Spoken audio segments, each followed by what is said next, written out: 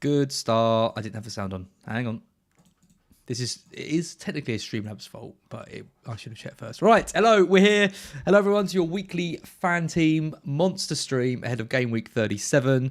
Apologies, we're late. Josh and I have just been moaning about our awful fortunes on fantasy football. Josh currently actually has less points than me, which is, I didn't think there's anyone out there who did, but you do. But you have still got your captain to play. And we're against each other in a FPL head-to-head, aren't we? So I need an Arsenal clean sheet and you need a Kane to score a couple to go through. Yeah, I mean, it's nice to have someone in the same boat, and I'm sure we can provide like a bit of make people feel better about their own teams. I was going to say, so for context, I think I'm on 43 and you're on 45. Is that right? I think so. That's it. De Bruyne has doubled us almost. Like it's just like, yeah. It's not like there's people with 160 plus points out there. That's the good news, yeah. Someone was lamenting because they didn't think they were going to reach 200 points. I was just like, yeah, screw you. You know the people that are the ones who've got KDB but are moaning they didn't captain him. Those are the worst. Don't be friends with those people. No, right? Like it's just like... they're dead to me. They're dead to me. And do you want to no hat today, Josh? No. I'm saving my cap for tonight with Harry Kane. I think so. Yeah. Hopefully. You recycled it for earlier, but you kind of put a different twist on it, which was quite nice. I've always got fresh material. It's all right, mate. Anyway, we don't care about FPL. If you're here to talk FPL, we're not here to talk FPL. We both hate it. It's dead to us. Leave. We'll leave. Just leave immediately. We're going to talk about the much more fun and exciting fan team. At least with dailies games or weekly games, you go in, you lose, you can go back in the next week. There's no rank history. There's no season of pain, all that kind of stuff. So we're going to be talking about the Game Week 37 weekly monster satellite to the 100k euros EPL final. If you're wondering what that means, essentially most of the monsters that have run this season, that you enter money into them and you get money back out. That's not the case with these. There's different buy-in entries, but essentially what you're doing is you're buying for a chance to win a ticket into the final, which is on Game Week 38 on the Sunday, where there's 10,000 euros to first place, and it would normally cost you 100 euros to enter. Did I get that right, Josh? Exactly, mate. And it's just so much fun, obviously, to have something, no matter where you are in your season games, to have something to play for in Game Week 38 with the 10 fixtures that all happen at the same time. So, yeah, I'm going to try and get myself some tickets this weekend, I think. Yep. So there's lots of different sort of tournaments running on FanTeam at the moment. There's, there's the FA Cup final. There's a Chelsea versus Liverpool satellite to the final. There's, different ways in which you can win tickets. So you can go through the monster, which is what we're going to be talking about on this. But if you want to go for like more individual games and try and guess who's going to score highly in those fixtures, there's other ways to guarantee your place into that final Sunday week, the last game of the season. Our second to last ever stream, Josh, this one. Yeah, it's obviously been great, but we've got to finish strong now, as we've been useless all year. So let's try and win a monster, win a ticket or something. Let's try and that'd be nice. That'd be nice, wouldn't it? Yeah, absolutely. Just before we do that, I just want to point out, obviously, everything we're talking about on this stream to do FanTeam is a form of gambling. So 18 plus, be gamble aware. Don't spend any money that you can't afford to lose. Make sure you're aware of all the kind of risks of gambling before you enter into any of these tournaments and sort of enter into any of your own money into FanTeam. But if that's all good, then feel free to listen and carry on. Right, so we've got our Game Week 37. Oh God, you know what? It's been a funny. Oh, go on. No, I was just gonna say, look who's top of the list. I was gonna, you know what I mean? It's like, yeah, I know. It's just like winding sums it up, doesn't it? Yeah, it's been an interesting year because obviously it's been the first year that I've done this kind of fantasy stuff full time, and I know Mark, when Mark first started doing it, he had a really, really good first season, and then had a really bad second season, and he said to me, when it's good, and when it's bad, it's bad. And I'm still having a good season. Don't get me wrong. Around the 6K mark. But yesterday was a reflection of, if that happened to me every week, it would be hard to do these streams. I'll tell you, every week. And then thinking about the next game week as well. I did a stream with Janny earlier, thinking about Game Week 37. It's kind of good in a way because you just got to kind of put all that behind you, and you just got to carry on, move over to the next game week. So let's do that. Let's go through fixture by fixture. Who's going to score the points? We won't talk about De Bruyne at all, even though we're probably going to have to. But let's start with the big game. The big game, which is at the top of the list, which is Wolves versus Norwich. How do you see this one going?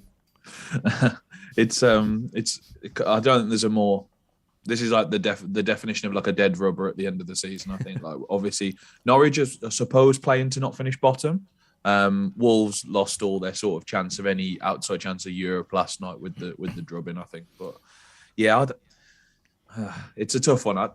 Obviously, you want to target Norwich, but I think Wolves, especially the attackers, I think they're a tad overpriced for how little Wolves have. Expensive. Yeah, like Wolves don't have that much attacking output. And fair enough, they might do it in this particular game because maybe Norwich are just that bad. But I don't think I'm going to be investing in any Wolves attackers, especially.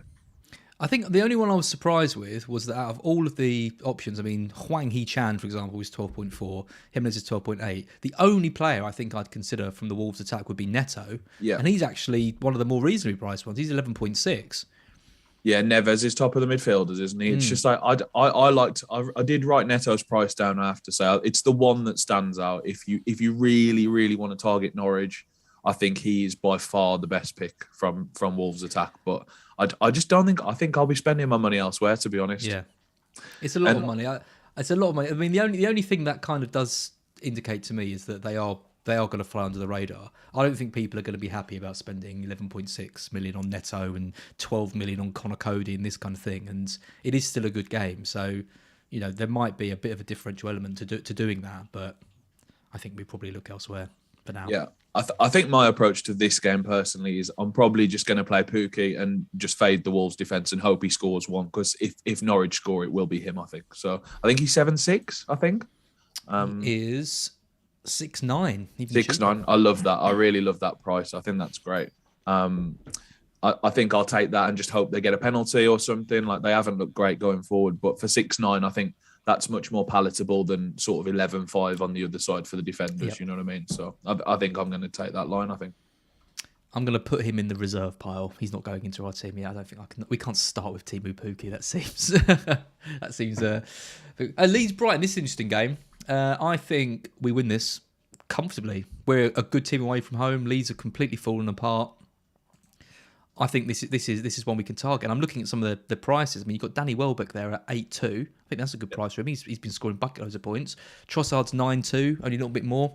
Bucket loads of points as well. I think we've got to go for one of them. Yeah, I've written down Trossard and Welbeck, mate. You're way ahead of me. 8.2, 9.2. Those are the two. They're just way better than the others, I think, at the price they are. I love both. I think they can, if this is the classic case, if someone was to enter two teams, you'd put Trossard in one and Welbeck in the other. I think that's just the way you'd land. But Danny Welbeck, I think Welbeck. I like Welbeck. I think he'll go a little bit under-owned. I think I like him better. But obviously Trossard's sort of the main man for Brighton, I think. Yeah, he's finally starting to deliver on all those kind of underlying numbers. I mean, it was so obvious that Welbeck was better than Mopé. I don't know why it's taken Potter so long to drop Mopé and start playing Danny. But you really just know what happens in the summer. I said last summer that we're sure to get a new striker and we didn't. But surely we get someone in Nketiah if he's out of contract, doesn't renew his Arsenal deal. What a signing that would be.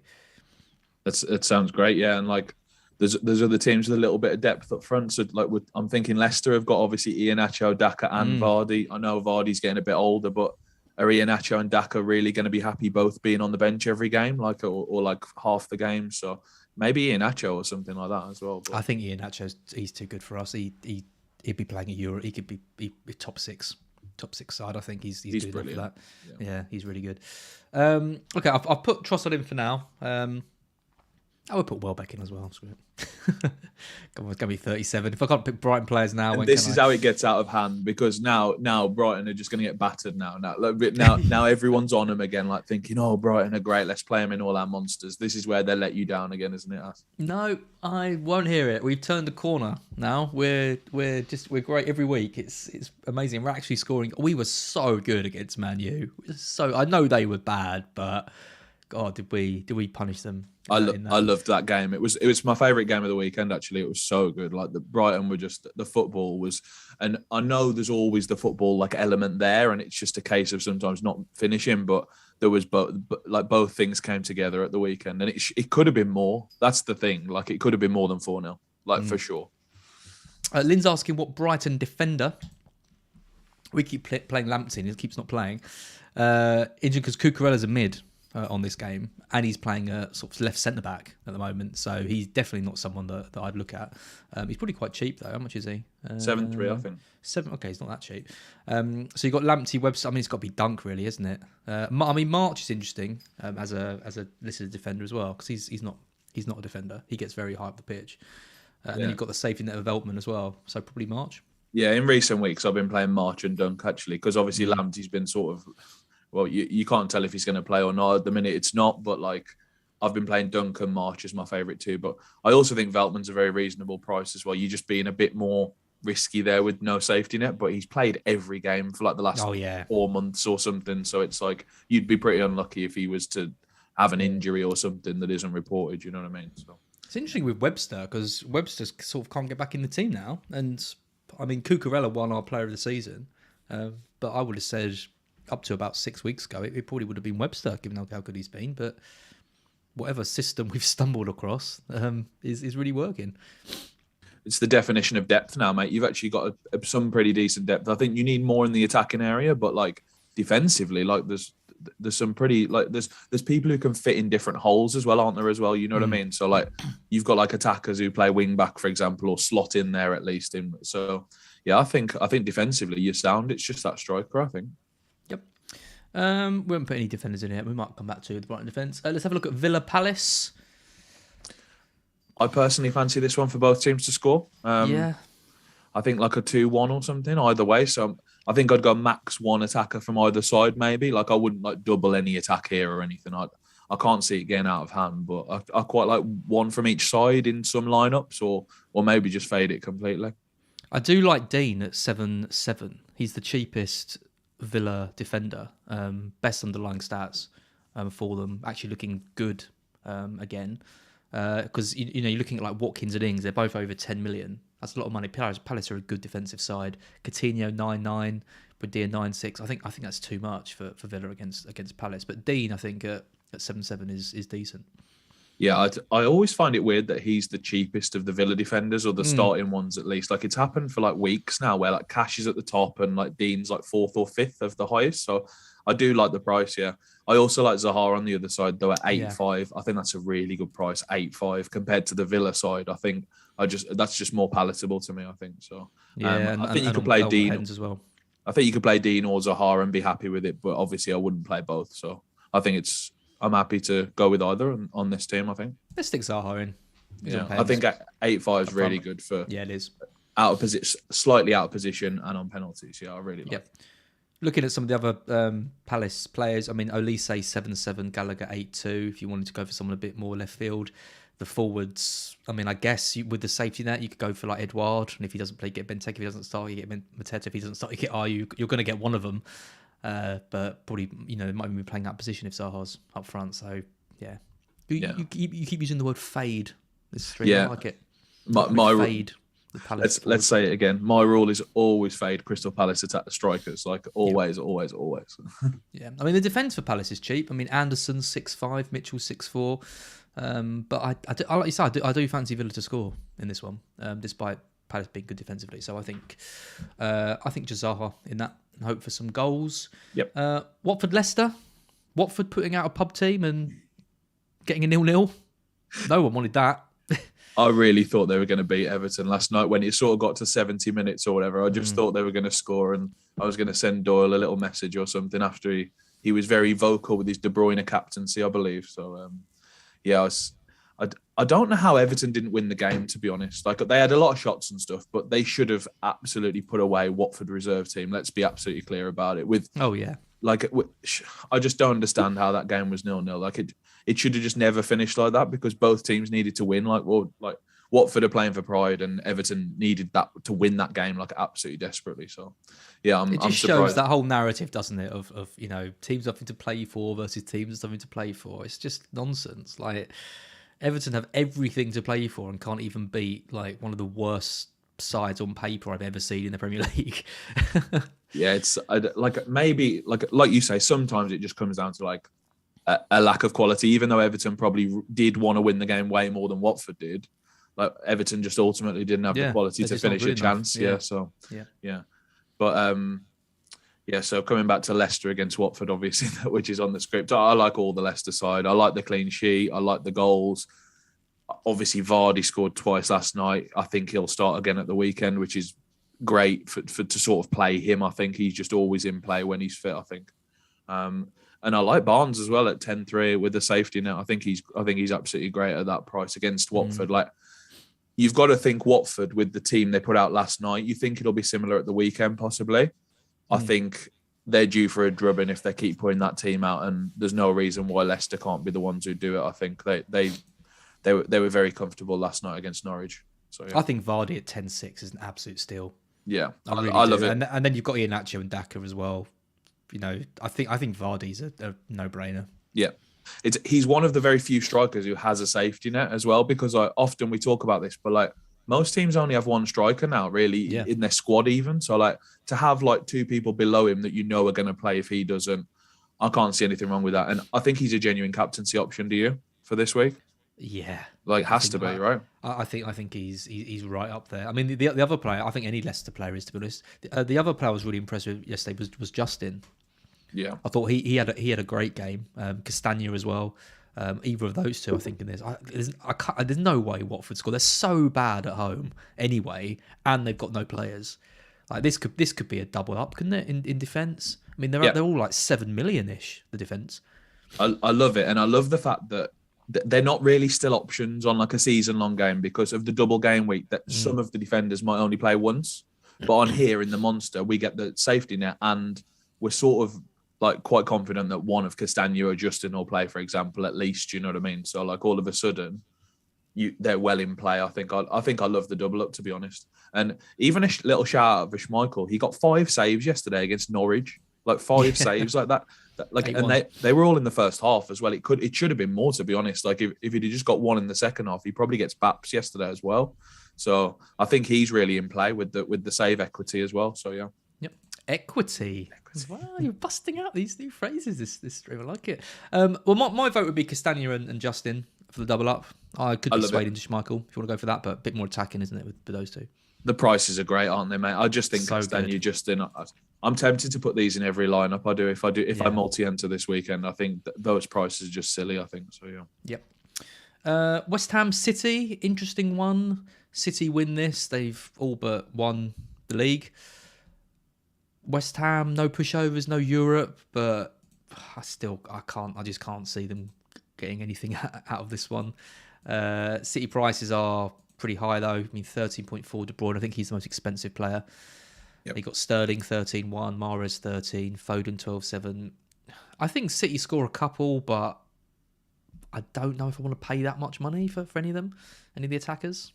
What do you think? No, I think it might come down to how many bargains you can find, whether you can just luxury spend on these guys, like which is like you might end up with one just because like Leicester are such a good price. There's another team that are coming up that I think are a really good price as well. So I think if you find the bargains, you can maybe fit one in and just hope you get the one who braces, for example, or gets 2 attacking returns. I always like the top 3, like so. Not he who shall not be named at the top, but Sterling and Mahrez. I think are both really, really in play. And surely Mahrez is due a start. Like he hasn't started for like 4 games. I don't think. I think he might start this one. Do they change the team that's just won so convincingly against Wolves? You think that, but like he changed the team quite significantly from the Newcastle game to the Wolves game. Like he changed shape, for example, like Jesus went out, Bernardo Silva, someone was playing false 9. They always swap, but like it was just like playing a false 9 essentially. So I think there'll be a couple of changes. But it looks like Laporte might not play as well, which sort of tends me to think West Ham might actually score in this one. Do you think they might score? Like I think it could be 3-1. I like a Bowen shout for 7-3. I love his I price. was going to mention him, yeah. I love Souček as well at 5'9". Actually, I think those two are really, really good enablers. I think I prefer Bowen though, but yeah. Who the defenders be? There'd be is Ake back and Fernandinho? It might be Fernandinho and Rodri. They might be the centre half genuinely, but I think it's more likely to be Ake and Fernandinho. Yeah, if Laporte isn't fit. Yeah, I think we stick Bowen in. Yeah, 3. Let's come back to City when we see how much budget we've got left, kind of at the end. Everton Brentford. I think this one's a really tough one to call. I love the Brentford prices here, mate. So we've got Tony at 7-7 and Eriksen at 6-7. I think those are ridiculous prices. Like I think that's just crazy cheap. Yep. Not back into the Everton clean sheet then. They will come like Brentford will. I think it could happen, by the way, that Everton clean. But I think those two prices are just so cheap, and Brentford can compete with anybody in the league the way they're playing at the moment. Like they're always going to give teams a game, I think, anyway. So I think even though Everton have got a lot to play for, as we talk about, we can maybe just dismiss that. I love Tony at 7-7 and I love Eriksen at 6-7. So I think one of those is very reasonable to pick. Greg Cheston in the chat. Monk Noble, 4 million for West Ham. Last ever home game on pens. I've been told he's going to come on for the last 5 minutes. So I think we'll need a safety net for him. I think if I don't think there's a safety net for a 4 million Mark Noble. Let's go for let's stick Tony in them. Yeah, it's always hard to find a striker, and we've got Vardy obviously, but Tony as well. And Welbeck. Yeah. Oh, and Danny. What a front three that is. Whew. Absolutely beautiful. Players you didn't think you'd be picking at the start of the season. Welbeck is top of that list.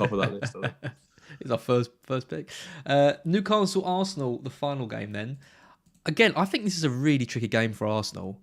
I imagine the Newcastle prices are very kind. They're so cheap. Maximan 7-8, Gamerish 6-8. Wilson's kind of back, isn't he? 7-6, Wood 7-1. I mean, really cheap. I mean, they've got Arsenal got the derby tonight, which I'm going to, by the way. Should be good. Woo.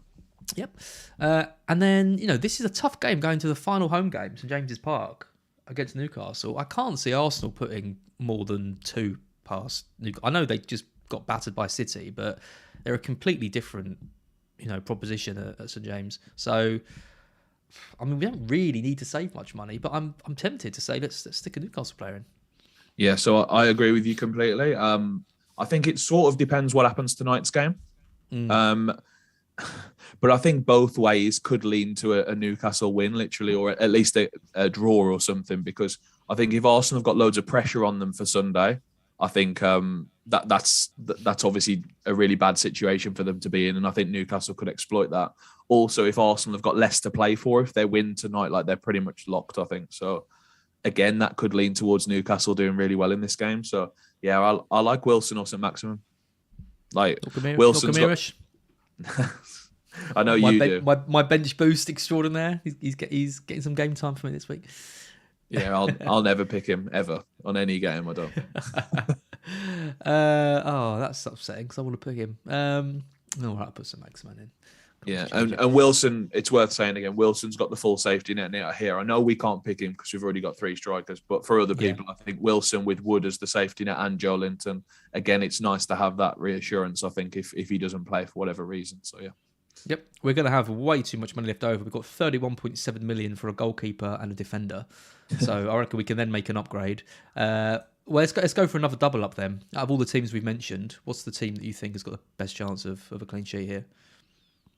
I mean, after everything I've just said, I still think it's Man City to go alongside Leicester. So I think we just spend the money maybe.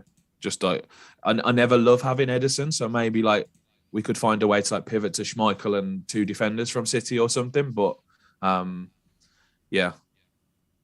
The trouble is trying to figure out who's going to like because Cancelo's going to play, so he'd be in. Obviously, I think we'd pick him. Obviously, but let's go Cancelo and Edison. Yeah, and then we've got 10.3 to upgrade.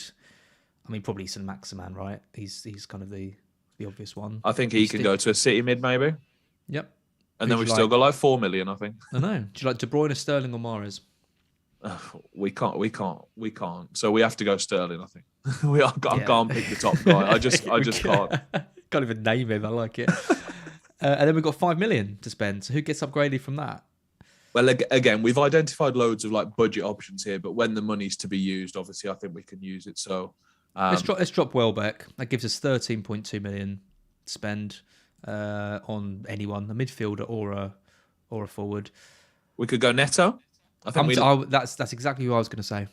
I think we go Neto. I like him. I still like Richarlison at 11-1. I know I said Brentford were great price, but we've got to spend our money somewhere. So he's another option for people who wouldn't want Neto, but I prefer Neto, I think. We can't really have Bowen, though, can we, if we've got double City defence? Yeah, so we can upgrade him as well. 8.9? There's no one on my list for exactly that. Like, Zaha was the closest. Maybe put Welbeck back in. 8-2. Done. Any excuse. So that gives us a team of Ederson, Castagna, Justin, Cancelo, Trossard, Zaha, Sterling, Neto, Vardy, Tony, Welbeck, with the captaincy on Vardy. I think Vardy's can't call us boring. I think Vardy's the best captain, yeah. I think there's a lot of fun options here. I don't think anyone will go for the Brighton double up, honestly. So I think that's a really nice line to take as well. I think everyone will have the Leicester defence, but I think that's you just have to take the price when it's that cheap, I think. So yeah, I'm happy with that. Yep, I like it. I think it's good and exciting. And yeah, hopefully this has given some people a bit of food for thought as well. I think we can call it a bang. Well, 27 minutes. We've kind of nailed it. I think, Josh. We'll call it there. Yeah, I'm just looking at my list in case I missed anyone, just to give a few extra. Like I said, I like Tony and Eriksen. I don't mind Ings at 10-2 because I think if Watkins is out, especially, I think he's a really good option, like playing as the focal point of the attack, I think. Rafinha at 9-6, I don't think he's terrible. I know he went off slightly injured last night, but if anyone's going to do it for Leeds, I think it's him. So if you sort of fade in the Brighton clean sheet, I think Leeds, like taking Rafinha is probably the line there. I really like Harvey Barnes at 10-3. Like, he just has the ability to explode, I think, which I really, really like. Like, he can get 3 attacking returns in a game, for example. So I don't mind him. And then the other one I briefly mentioned was Pukki. I like Pukki because I'm going to dodge the Wolves defence, I think. So yeah, I don't mind Pukki at all. Yep, nice. I had something to say, but I can't remember what it was. Can't be that important. It's probably something about hating De Bruyne and don't speak his name. Sorry, we're not allowed to. Generally can't remember what it was. Doesn't matter. If it comes back to me, I'll let you know. Cool, that's it. Thank you everyone for watching. One more of these left next week. Good luck with your teams. Good luck winning tickets. And yeah, hopefully you'll get a spot in the Game Week 38 final and win some serious money. Which is what we'll be talking about next week, by the way. So we'll be building a team for the final, hopefully for the big finale. So yeah, absolutely. I'm hoping that can be an exciting one at least. So we can lose like £84 instead of €2 next week or whatever. So that'll be good. Nice one. Thanks so much, Josh. See you next week. Thanks, guys. Take care.